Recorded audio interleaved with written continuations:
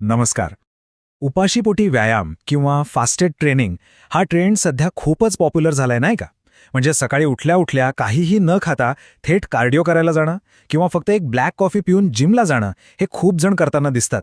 पण एक मोठा प्रश्न आहे, विशेषतः महिलांसाठी हे करणं कितपत योग्य आहे याबद्दल ना खूप गोंधळ आहे.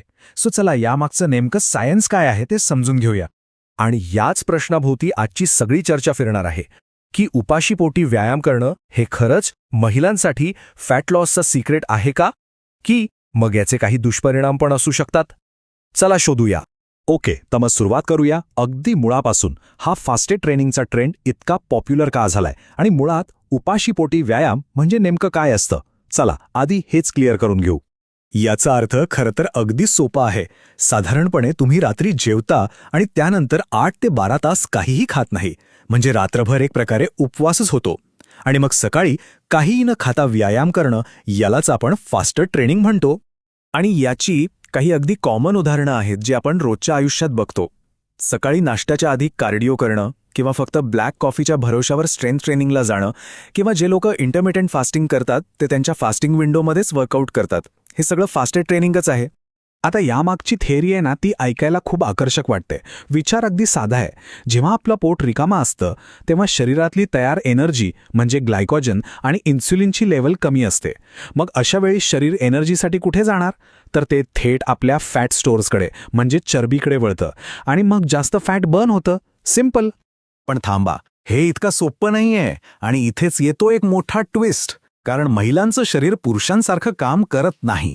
इथे हार्मोन्स नावाचा एक खूप मोठा आणि खूप महत्वाचा फॅक्टर आहे जो सगळा खेळ बदलू शकतो.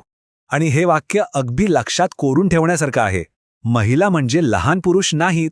त्यांच्या शरीराची काम करण्याची पद्धत, प्रत्येक गोष्टीला प्रतिसाद देण्याची पद्धत पूर्णपणे वेगळी असते. त्यामुळे जे पुरुषांसाठी काम करतं ते महिलांसाठी करेलच असं नाही. हे बघा, महिलांचं शरीरशास्त्र किती गुंतागुंतीचं आहे. इस्ट्रोजन आणि प्रोजेस्टेरॉन सारखे हॉर्मोन्स जे दर महिन्याला बदलत असतात, संपूर्ण मासिक पाळीचं चक्र, थायरॉइडची कार्यपद्धती आणि हो, स्ट्रेसला म्हणजे तणावाला महिलांचं शरीर जास्त संवेदनशील असतं. या सगळ्या गोष्टी व्यायामाचे परिणाम कसे होतील यावर थेट परिणाम करतात. याचा अर्थ काय?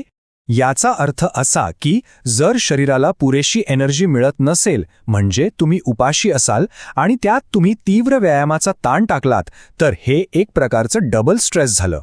आणि हा ताण हार्मोन्सचं संतुलन बिघडवू शकतो, ओव्ह्युलेशनवर परिणाम करू शकतो आणि शरीराला रिकव्हर होण्यापासून रोखू शकतो.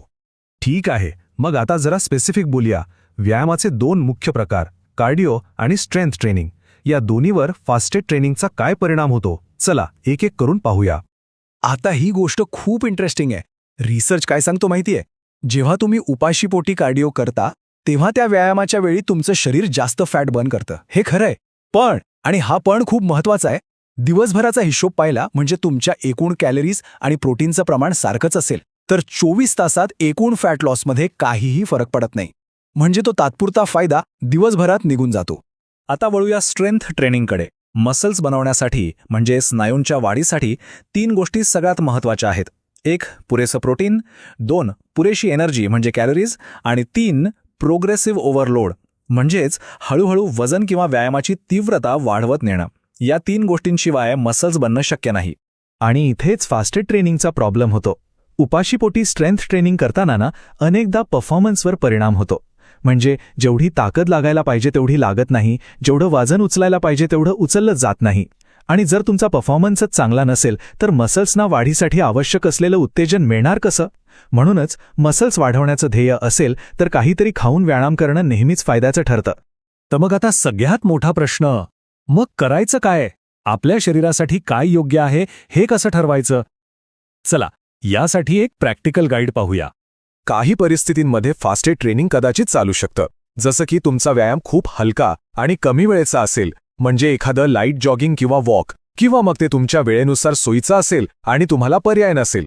आणि सगळ्यात महत्त्वाचं, जर तुम्हाला ते करताना खरंच फ्रेश, उत्साही आणि मजबूत वाटत असेल तर ठीक आहे. पण काही रेड फ्लॅग्स आहेत, म्हणजे धोक्याची चिन्ह जी दिसल्यास हे करणं टाळलेलंच बरं. जर तुमची मासिक पाळी अनियमित असेल, जर तुम्ही खूप जास्त स्ट्रेसमध्ये असाल किंवा तुमची झोप पूर्ण होत नसेल, व्यायामाच्या वेळी चक्कर येत असेल, अशक्तपणा जाणवत असेल तर फास्टेड ट्रेनिंग अजिबात करू नका. आणि जर तुम्ही हाय इंटेन्सिटी वर्कआउट करत असाल तर मग तर काहीतरी खाणं अत्यंत गरजेचं आहे. हे बघा, हा चार्ट खूप छान समजावून सांगतो. आपल्या आयुष्यात कामाचा ताण असतो, झोप पूर्ण होत नाही, इतर अनेक जबाबदाऱ्या असतात. हे सगळे स्ट्रेसचे प्रकारच आहेत. आता या सगळ्या स्ट्रेसमध्ये तुम्ही उपाशीपोटी व्यायाम करण्याचा अजून एक स्ट्रेस ॲड केला तर शरीरावरचा एकूण ताण किती वाढेल, आणि हा वाढलेला ताण मग आरोग्यासाठी हानिकारक ठरू शकतो. ओके, तर मग आता या सगळ्या चर्चेचा शेवट काय आहे? निष्कर्ष काय काढायचा?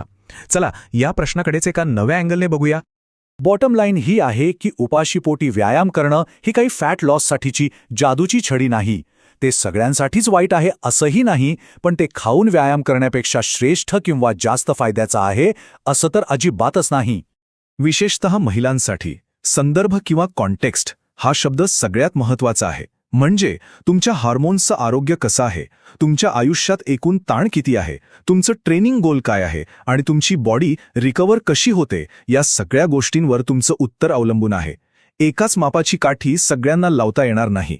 म्हणूनच महिलांनी उपाशीपोटी व्यायाम करावा का हा प्रश्नच चुकीचा आहे. याचं उत्तर हो किंवा नाही असं सरळसोट असूच शकत नाही. त्याऐवजी आपण एक जास्त चांगला, एक जास्त योग्य प्रश्न विचारायला हवा.